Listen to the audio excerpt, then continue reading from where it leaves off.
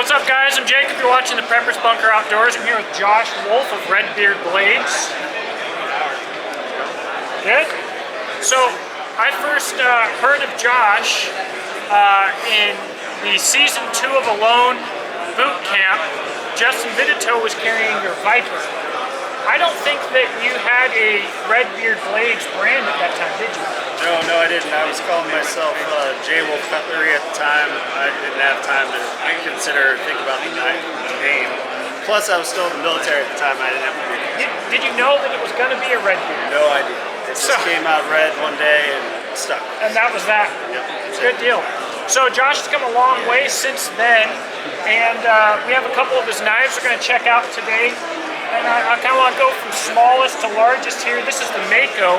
This is a pretty old model for you, huh? Is this one of the older ones? It is the older one. That's actually like version 3 of the Mako. It was my original, very first knife I ever designed. It's been obviously modified over time.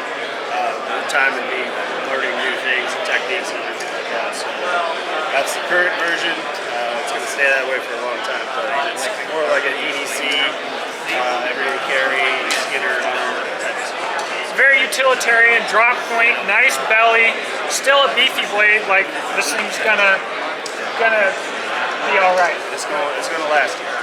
And you primarily use 80 CRV and 8670, is that right? Right now, 80 CRV 2 and 8670. 2 of my favorite steels, so that's a win. And then the next up, oh my gosh, on the food chain is your B4.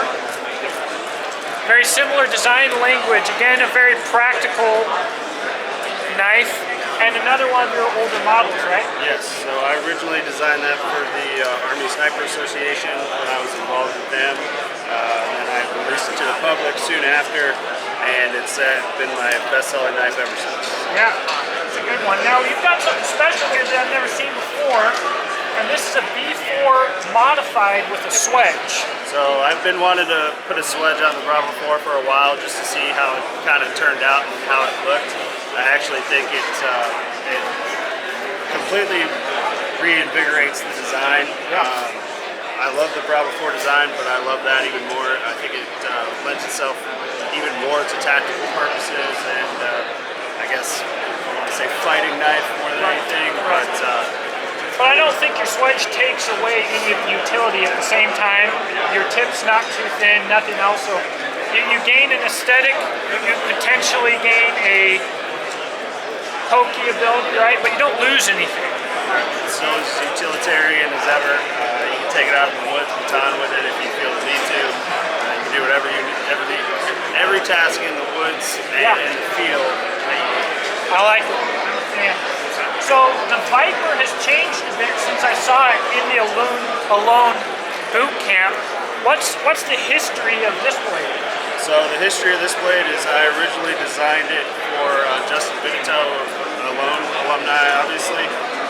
He asked me to design him a knife for the show. The knife didn't make it on the show because of his own personal reasons, because he wanted, everybody knows they have your choice of stuff you want to bring. So, but I designed the knife for him. This is actually, I want to say version 2 of this knife. I haven't made this Viper in a little while just because I was doing a lot of redesigning on it. And I think I finally figured out exactly how I want to do it. It's actually about an inch longer than the original version. It's got more of a drop and a tip and a little bit longer of a swedge than originally. And the handle has been modified extensively since then. It's actually more similar to my current Bravo 4 model than the original model that Justin wears. Looks like about a perfect field and combat knife. Really hits a sweet spot now with blade length, but it's not a heavier, cumbersome blade either. No, it's not. It's very light in the hand. It's very bounced. Light on the belt as well. Right. It just feels really good. It's a good size. And then, you know, probably my favorite knife you make because I'm biased and I like big knives. The Midnight Patriot, and this one might have gone through the most changes, would you say? It has. That's version 2 of the Midnight Patriot. The original one was filmed for another YouTube channel. But this one's been through the most changes. Originally, it did not have a swedge at all. It just had the actual bevel grind. Now it has kind of more of a drop in the tip, similar to the Viper, and it actually provides itself with more belly because of that, chopping reasons and everything like that. The handle has been completely redesigned. This area has more of a hook instead of before it was more rounded, which actually, when you're chopping, would make you kind of want to slip out of your hands when you're chopping. Now the hook actually locks it in place, which is good. And then you obviously have the choil where you can get it for your close fine finish work. So I want you to look at the size of this choil because Josh has man-sized hands. So you get a big usable choil there. I don't know many people who will think that's too small.